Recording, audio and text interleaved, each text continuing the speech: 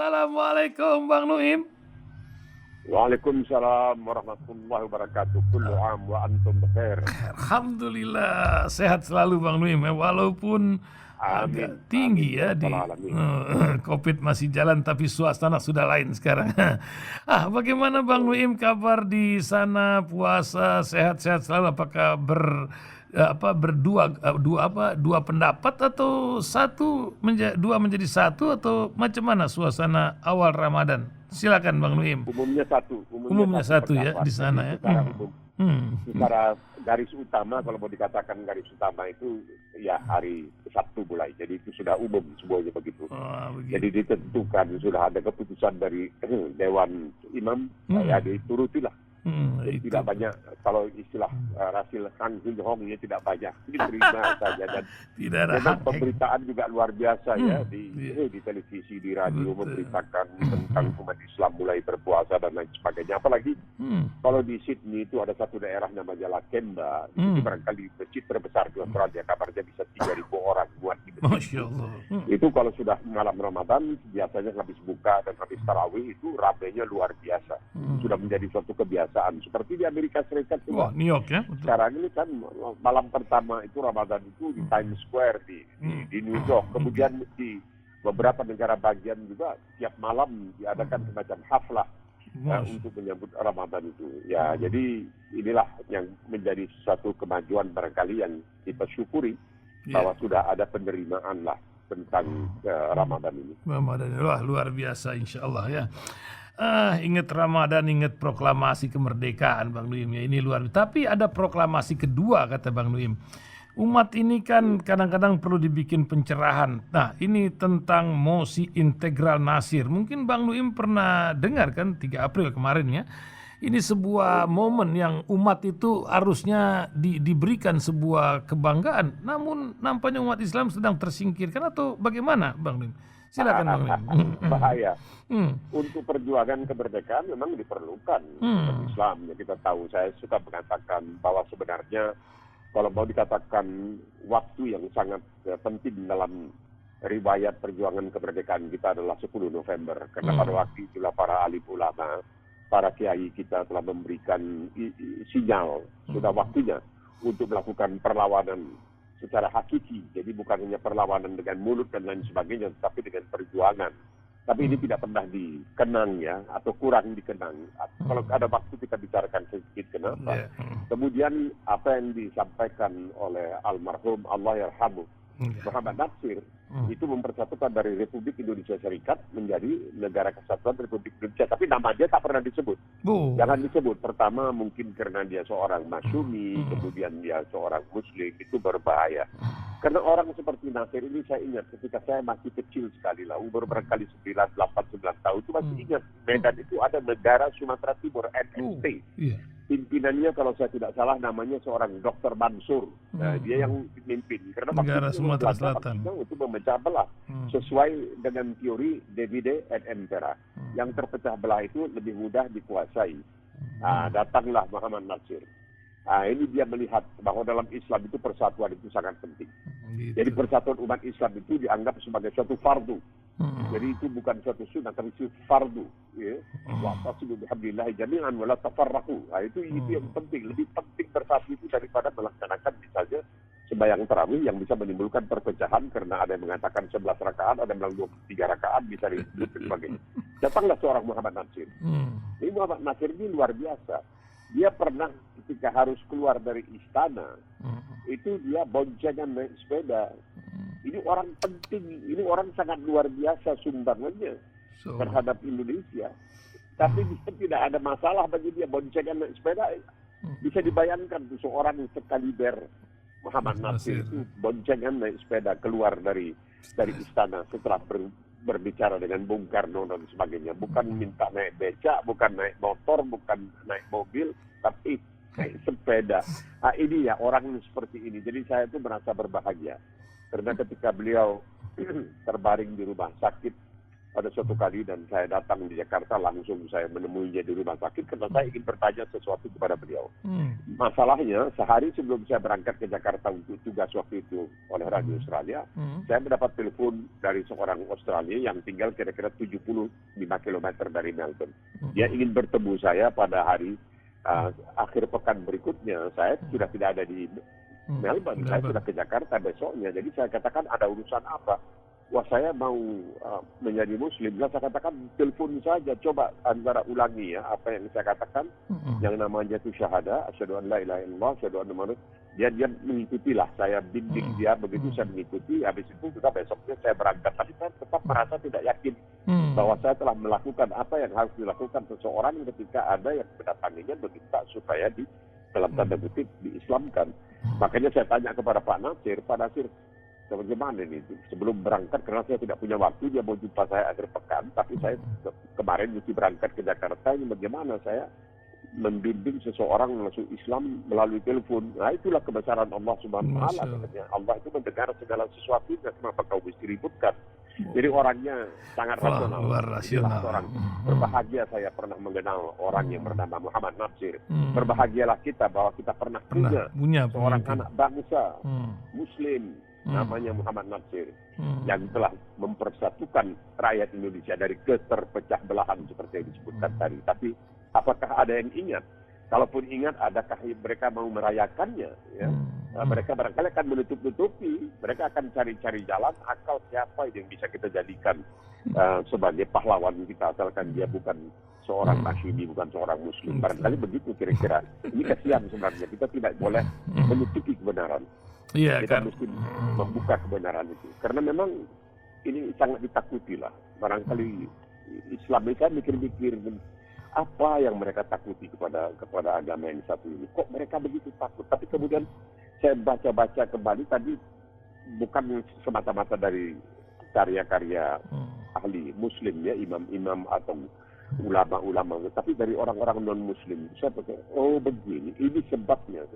Pegangan saya nomor satu itu adalah Karen Armstrong, seorang biarawati yang lama betul berada di dalam gereja, di dalam biara dia. Akhirnya dia keluar dari biara dan banyak menulis mengenai agama termasuk Islam. Itu dalam karyanya mengenai Rasulullah SAW, dia mengatakan, saya mesti ulang-ulangi walaupun orang bosan barangkali. Ya, tidak apa-apa. Quran bahwa dikatakan oleh Karen Armstrong, Al-Quranul Karim mengamanatkan kepada umat Islam untuk membentuk sebuah masyarakat yang adil dan beradab. Nah ini yang susah ini, adil beradab. Jadi penguasa, waduh, mesti adil, mesti beradab, ini susah. Jadi barangkali kalau sudah menerima ini, menerima ajaran ini, menerima agama ini, ad-din al-Islam, dia juga mesti mencontoh. Misalnya apa yang dilakukan oleh Umar bin Khattab radhiyallahu anhu ketika menjadi khalifah. Pada suatu kali diceritakan, diriwayatkan, dia pulang, dia melihat anaknya makan daging. Dia labrak anaknya. Kok berani-beraninya kamu anak khalifah makan daging? Karena belum tentu semua umatku mampu makan daging. Nah, jadi kalau orang mau jadi penguasa, dia bilang, ikut Islam ini susah.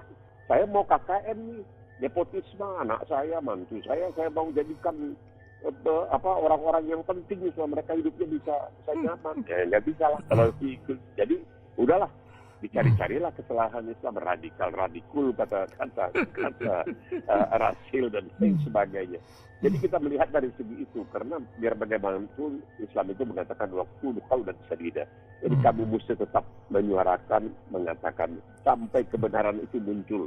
Jangan ditutup-tutupi bahwa keadilan itu tidak boleh diselewengkan. Kamu benci kepada seseorang mungkin karena dia bukan Muslim dan lain sebagainya. Kamu berkewajiban untuk tetap adil terhadap orang-orang seperti itu. Dan kamu tidak boleh menyembunyikan karena kamu tidak berani menyampaikan kebenaran, takut nanti itu berdampak kepada diri kamu. Tidak bisa.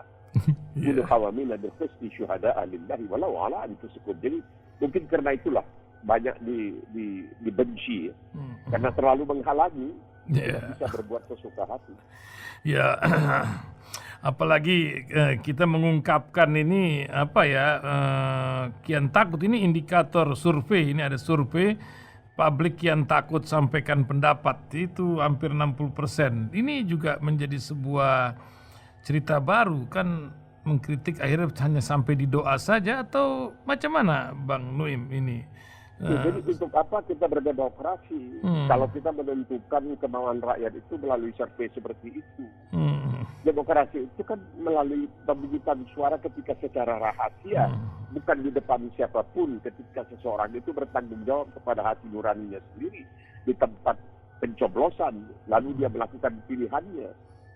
Itu dong demokrasi, bukan ketika dia didatangi. Siapa tahu yang dia didatangi itu barangkali orang yang mau menjebaknya, apa istilahnya? Jebakan Batman. Siapa tahu, kamu mau pilih siapa ini? Dia kan nggak berani, dia takut dong. Kasian loh. Zaman sekarang ini kita nggak punya minyak goreng aja udah susah. Kritik minyak goreng. Susah, solar. Susah di Medan itu saya katakan. Banyak truk-truk itu yang tidak berani melakukan perjalanan jarak jauh karena takut tengah jalan kehabisan bahan bakar, nggak bisa beli bahan bakar. Nah, gitu. Jadi kan mereka takut. Itu bukan demokrasi. Sedangkan kita selalu, belum pernah barangkali ada negara di dunia ini yang begitu getolnya hobinya. Kita negara demokrasi, kita negara hukum dan sebagainya.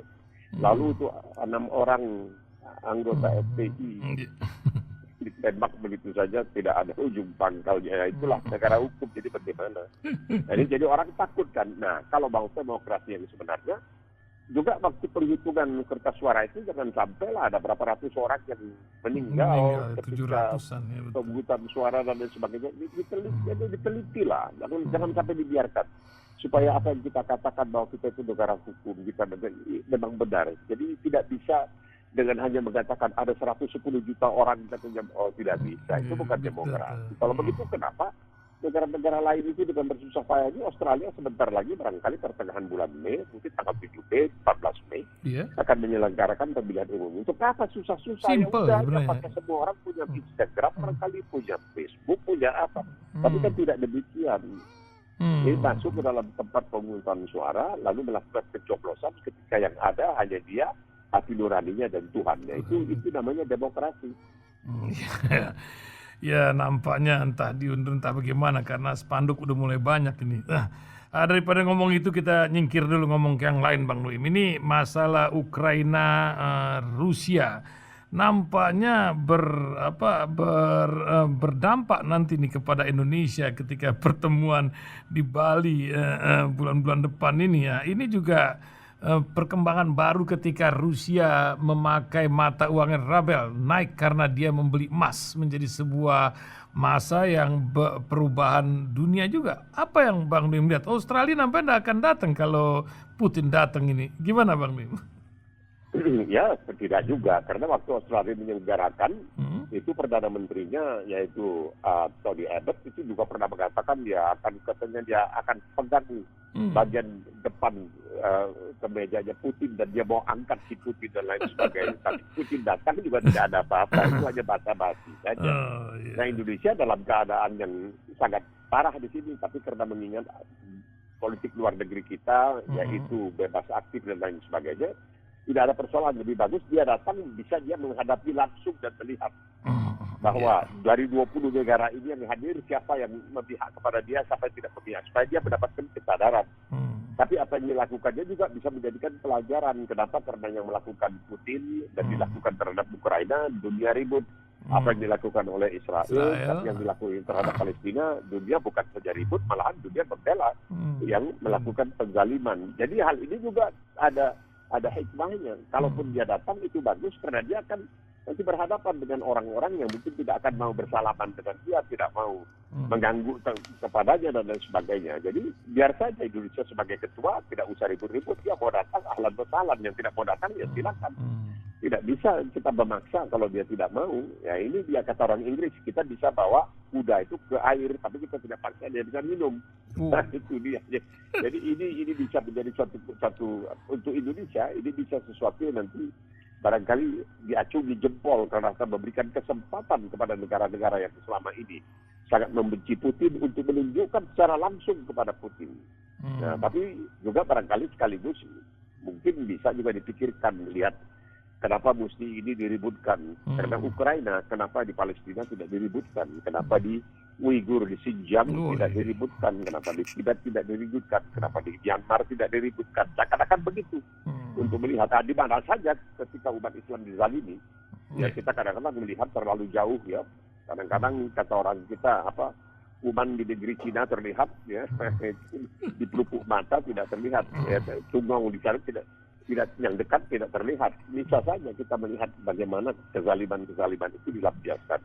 Nah, yang satu ini seperti saya katakan tadi, karena ajaran yang diberikan oleh Islam ini terlalu menyukarkan, menyulitkan, sehingga menjadi pemimpin itu beban, bukan suatu kenikmatan, suatu keistimewaan, tapi beban. Ya, memang luar biasa ya. Kita lihat ya, memang seorang Putin itu berbanding dengan pemimpin dunia yang juga lagi disorot ini di Turki, Dogan. Bang Nuim, ini kita ngomong masalah Turki. Ini saya lihat ada berita ini, Hagia Sophia melaksanakan sholat tarawih setelah 88 tahun tidak dilaksanakan di Hagia Sophia itu.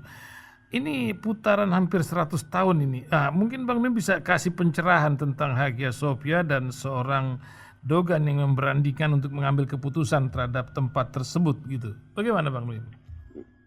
Ya, ini kan berada di dalam wilayah kedaulatannya. Kenapa orang ribut Hagia Sophia? Kenapa tidak ribut tentang masjid-masjid yang ada di Andalus? Ya, ini satu pertanyaan. Kenapa kita mesti melakukan ketidakadilan ini yang ditentang sekali oleh Islam ini? Ketidakadilan itu tidak bisa. Orang Melayu mengatakan lalu jarum, lalu kelindan. Kalau orang Inggris mengatakan what sauce for the goose, sauce for the gander. Itu kenapa ini kalau dilakukan di sebuah negara dalam tanda kutip Muslim jadi ribut. Tapi ketika dilakukan kebalikannya, di Cina itu berapa banyak masjid yang kemudian sudah tidak lagi berfungsi sebagai masjid. Bahkan ada larangan masuk ke dalam masjid. Kenapa orang tidak ribut sih? Kenapa? Ini pertanyaan yang harus dijawab. Jadi artinya itulah dia. Ya kita kembali lagi kepada ajaran Islam yang mengatakan keadilan itu wajib. Itu wajib untuk seluruhnya. Jadi seperti itu dikutip lagi Karen Armstrong. Al-Quranul Karim mengamanatkan kepada umatnya untuk membentuk sebuah masyarakat yang adil dan beradab. Ini dia. Adil dan beradab itu tidak pandang bulu. Keadilan itu hak semua orang. Bukan hak hanya Muslim, tidak. Untuk semua orang itu ajaran dari Islam itu sendiri. Jadi kita lihat ini yang terjadi. Memang Turki belakangan ini banyak disoroti dan lain sebagainya. Karena dia walaupun anggota NATO, dia ingin punya satu kaki di Rusia, satu kaki di NATO. Itu kita lihat memang. Dan kita tahu bahwa di Istanbul itu ini yang dikatakan Hagia Sophia ini di Istanbul ya, bukan di ibu kotanya di Ankara. Jadi Turki ini lain karena Istanbul ini jauh lebih mentereng lah daripada Ankara. Seperti Australia ini juga ibu kotanya itu Canberra, bukan Melbourne atau Sydney. Seperti Amerika itu ibu kotanya Washington, bukan New York atau Detroit. Sehingga pernah seorang Napoleon Bonaparte, pemimpin Prancis yang sekarang ini sedang ramai-ramainya menyelenggarakan kampanye pemilihan umum dan Islam lagi-lagi dipojokkan. Ketika Napoleon mengatakan seandainya dunia kita ini adalah satu negeri, dunia kita ini satu negeri dengan satu pemerintah, maka sudah sepantasnya kalau ibu kotanya adalah Istanbul. Ya waktu itu dinamakan Konstantinopel karena itu atas nama seorang Kaisar Romawi Konstantinopel, kemudian menjadi nama Istanbul, yaitu Islam, sebenarnya Islambul, tapi kemudian jadi Istanbul, bahwa itu kota Islam dan lain sebagainya. Jadi orang mengatakan karena itu adalah kedaulatan Turki di situ. Bahwa dahulu mereka datang ke Turki, urusan apa mereka datang ke Turki? Membangun rumah ibadah, mereka bukan orang Turki. Kemudian mereka dikalahkan dan sebagainya, itu tinggal. Dan sekarang Turki sudah cukup baik.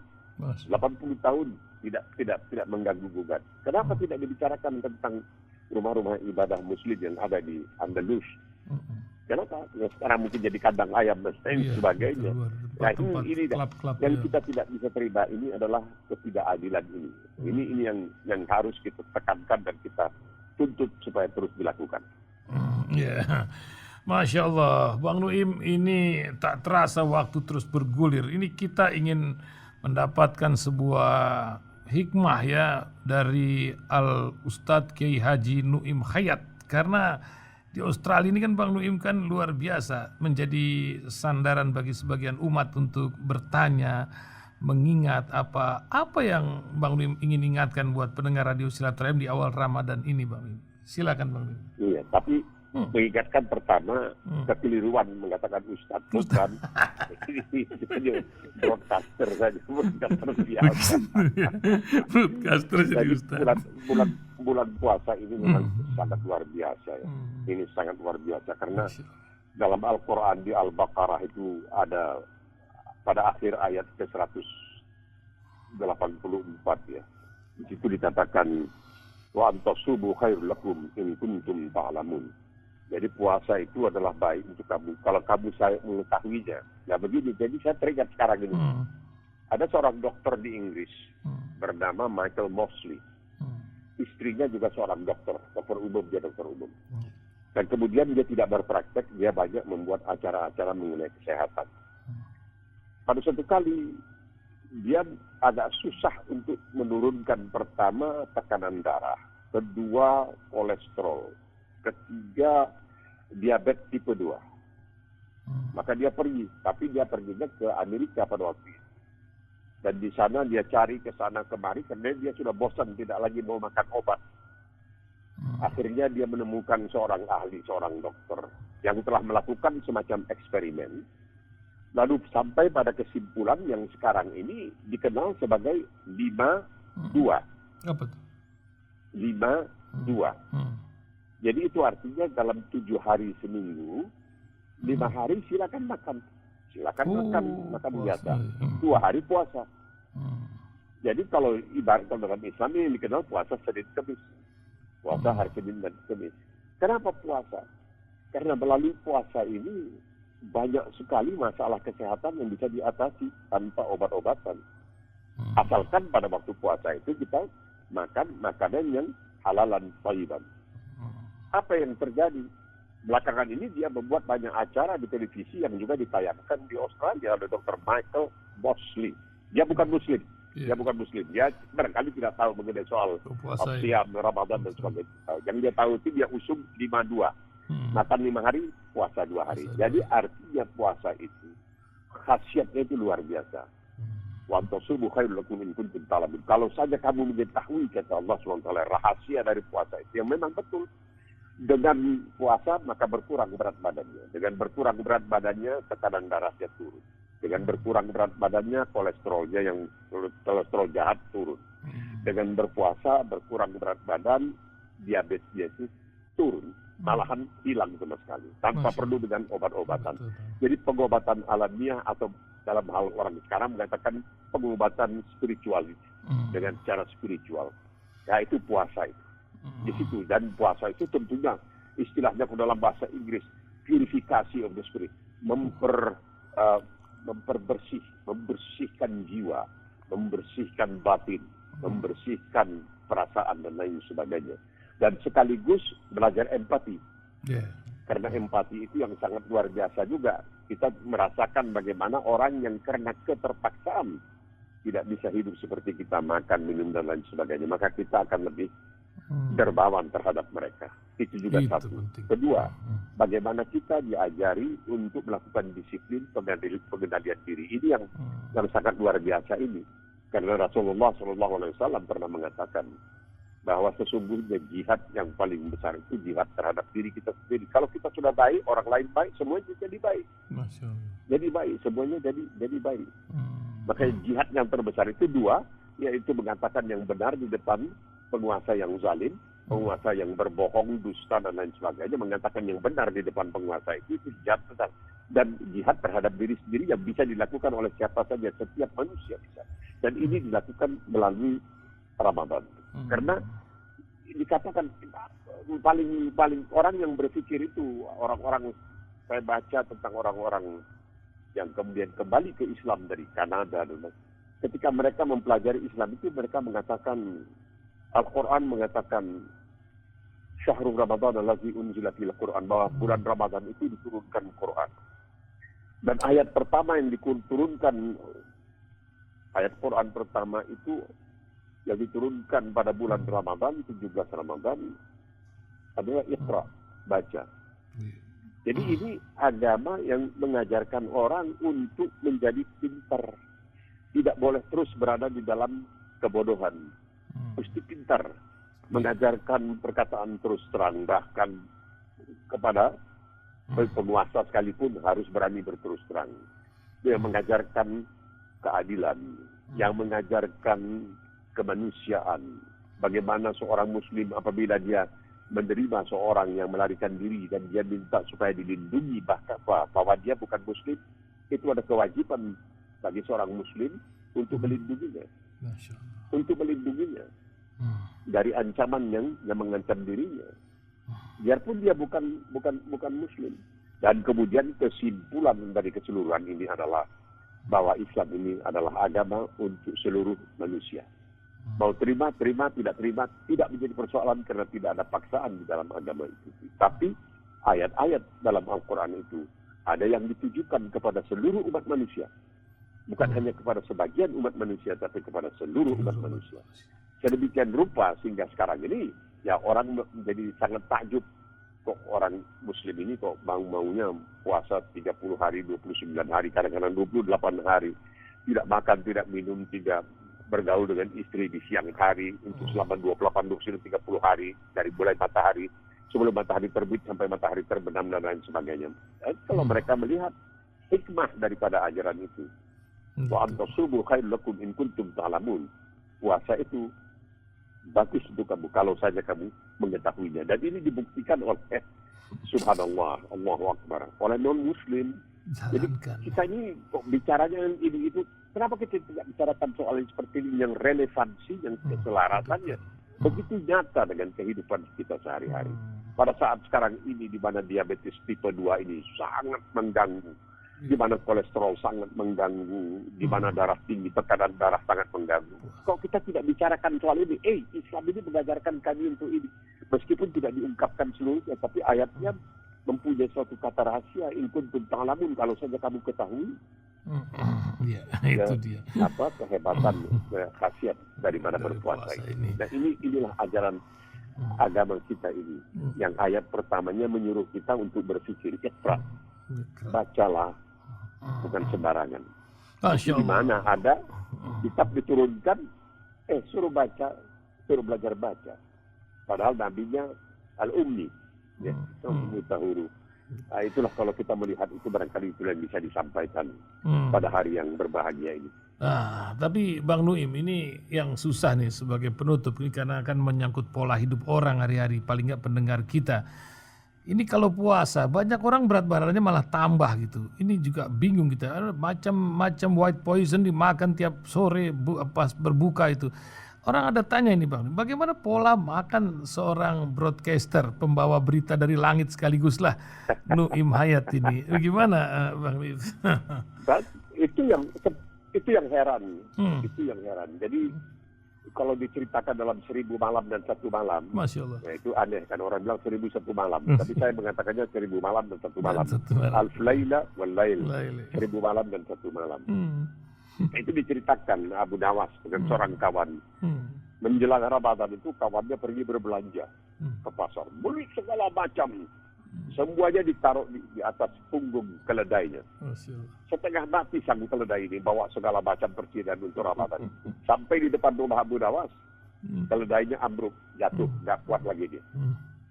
Orang ini mengetok pintu rumah Abu Nawas dan mengatakan, Assalamualaikum, Waalaikumsalam, ahlan wa sahlan, apa kabar? Oh, Abu Nawas, kita sahabat sudah sejak lama. Iya, kata Abu Nawas, kita udah sama, lama kita sahabat. Ini katanya, saya tadi pulang belanja, tahu-tahu keledai saya di depan rumah antum, ambruk, dia nggak kuat bawa begitu banyak belanjaan. Boleh nggak saya pinjam keledai kamu? Pada waktu Abu Nawas mengatakan, saya tidak punya keledai, terdengar bunyi keledai di belakang rumah Abu Nawas. Jadi kawannya bilang, ya Abu Nawas, kau mengaku sebagai sahabat aku, tapi kau mengatakan kau tidak punya keledai, padahal itu ada bunyi keledai aku dengar. Abu Nawas bilang, kau lebih percaya sama keledai, kau percaya sama aku. Nah, ini sekaligus menunjukkan, jadi berpada-padalah, jangan terlalu banyak. Rasulullah sudah mengingatkan. Nah, ini menarik ya. Sepertiga makanan, sepertiga minuman, sepertiga udara. Mahathir Muhammad ketika di usia di atas 90 tahun terpilih kembali sebagai Perdana Menteri Malaysia, ditanyakan oleh wartawan Barat, bagaimana Anda menjaga kesehatan diri? Oh, saya ingat petuah ibu saya, jangan makan banyak-banyak. Nah, jadi jangan ketika bulan puasa, kita sudah puasa sehari suntuk, waktu buka puasa orang Medan bilang, rusak kemarau setahun karena hujan sehari. Yuk makan, tidak. Perut itu tidak perlu diisi sampai begitu banyak. Karena apa? Karena perlu waktu 20 menit. Otak memberitahukan kepada perut, tahu sudah kenyang. Jadi perlu waktu 20 menit. Jadi tidak usah makan banyak. Tapi makanan tetap seperti dikatakan Al-Quran, halalan, thayyiban. Sampai Al-Quran ini soal makan pun kesehatan diatur. Jadi segala sesuatu yang berkaitan dengan kehidupan itu diatur. Halalan, thayyiban. Jadi bukan kedua itu jangan dipisah-pisahkan. Bukan halalan wa thayyiban. Halalan, thayyiban. Halal, jadi berhati-hati. Nah itu dia. Tapi tidak berlebihan. Segalanya itu dalam berperang pun dikatakan wala ta'tadu, jangan kamu sampai berlebihan. Berpada-padalah. Berpada-padalah. Itu yang paling penting. Itulah ajaran Islam itu selalu berpada-pada. Masya Allah, Masya Allah. Terima kasih Bang Nuim telah menemani pagi hari ini di seluruh jagat raya ini, pendengar di Kanada, di Amerika, ada nih streaming yang kita lihat di sini. Ada juga yang mendengar di Israel ini malam hari sana, kok rajin dengar kita ya. Terima kasih Bang Nuim pagi hari ini. Syukran kasir, semoga bermanfaat. Selalu hidup bermanfaat untuk umat. Assalamualaikum. Amin. Amin. Waalaikumsalam warahmatullahi wabarakatuh.